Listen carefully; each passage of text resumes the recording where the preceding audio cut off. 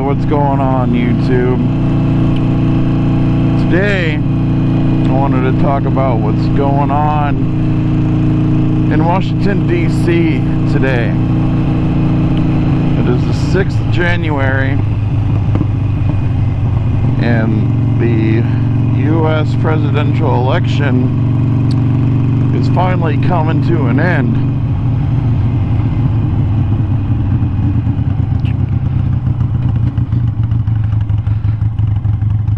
From all reports,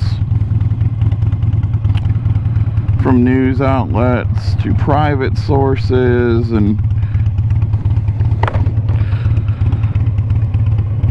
after tonight, it looks like Biden is going to be our next president. And you know, that's okay. You know, because that's what being American is about, is, you know, the whole democratic process. I'm not going to get into my political beliefs other than I think both of them are asshats. And obviously, it's no one's business what mine or anybody else's political beliefs are.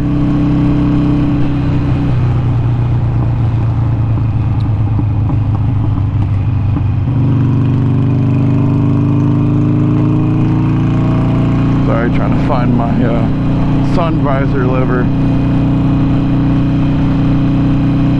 But yeah, it's no one's business, you know, and that's what everybody needs to learn, is it's not their business. Everybody has an opinion and they don't need to hear your bullshit about how their opinion is wrong. Everybody just needs to leave each other alone and get the hell along. You know, America's supposed to be a country, a multicultural country of unity, not a country of division and hate. And that's what's going on today in D.C. is you have thousands, if not hundreds of thousands of Americans standing up for something they believe in, and they're being crucified for it by the other side. And they're being the ones that are being labeled as, you know, the bad guys. And yeah, I'm sure, you know, there are some, you know, quote unquote bad guys in that mix, but the mass majority of those people are just fed up with the fucking bullshit. Excuse my language, YouTube. You know, a lot of them used to be the silent majority. And, you know, things are bad when the silent majority starts getting loud. And, you know, there's talks of, you know, Trump pulling out, you know, some curveballs and, you know, being able to pull off a hat trick to be able to stay in the office, or how he's going to use the military to take back control, and, you you know, all sorts of crazy stuff. You know, I'm not gonna say I support or don't support any of those actions or, you know, anything like that. You know, what I really want to get into is how everybody needs to stay safe, no matter which way it goes. I mean, it's definitely looking like, you know, Biden's going to be the next president. But, you know, Trump could pull that Hail Mary and end up staying in. And either way it goes, a lot of people are going to be very, very angry. And all throughout 2020, we all seen how far people are willing to go.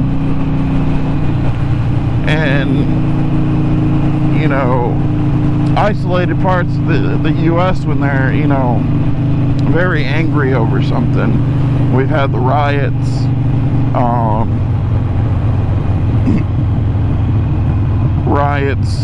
looting, violent protests, peaceful protests,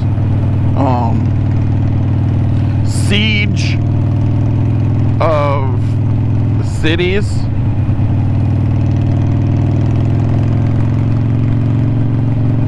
Seattle, Portland. So we've all seen how dangerous it can get and how crazy people get. Imagine that on a national scale. So everybody who watches this video, I don't care if you're right wing, left wing, pro-Trump, pro-Biden, third party, don't give a damn, I don't care. Like, everybody who's watching this video, listening to this video, everybody needs to stay safe in the next coming weeks or months, especially with all the stuff in the background. You know, conflicts with other countries and the coronavirus and all that stuff. Everybody just needs to play it smart and stay safe.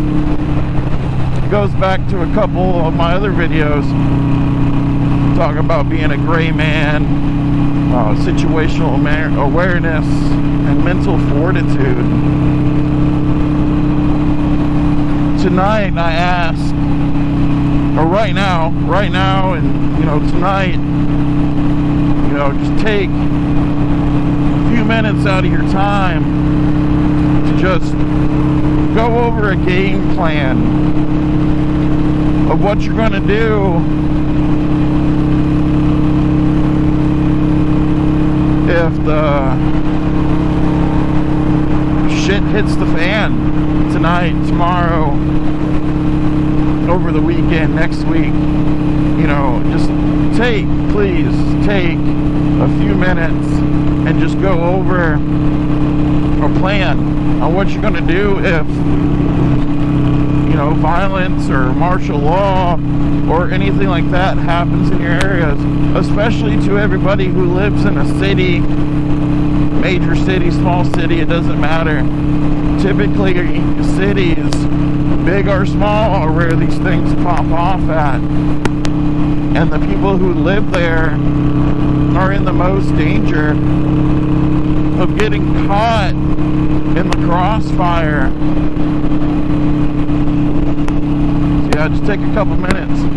Look at a couple different routes to get away from your home or your work. You know, I have a couple different backup routes, including by vehicle or by foot. Have an emergency bag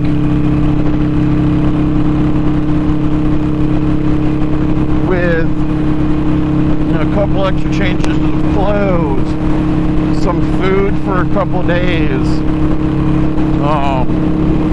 maybe a tent and a sleeping bag, you know, just in case you get chased away from your home or you can't get home. You know, plan for this as you would maybe plan for a hurricane. You know, just like the water, the food. If it's looking really bad in your area, it wouldn't hurt if you plan on, you know, bugging in, staying home, to maybe board up your windows and stuff like that.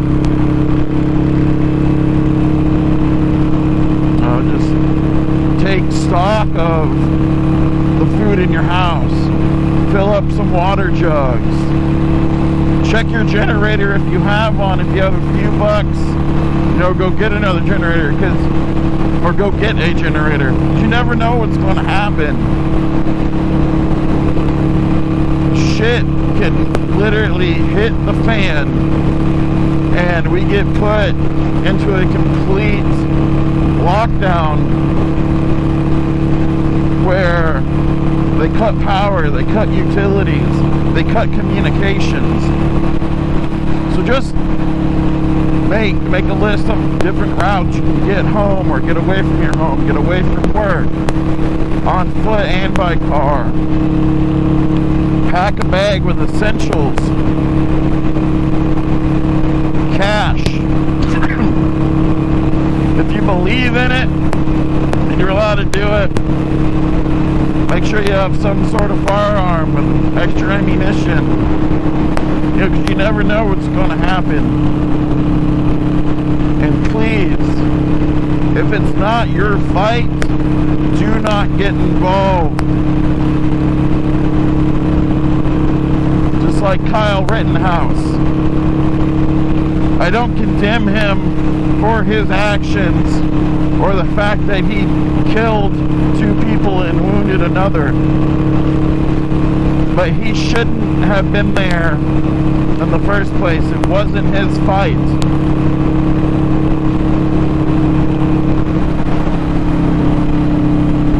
Well, if it's life or limb, you know, of you or another, don't get involved unless you have to. Play it smart and stay safe.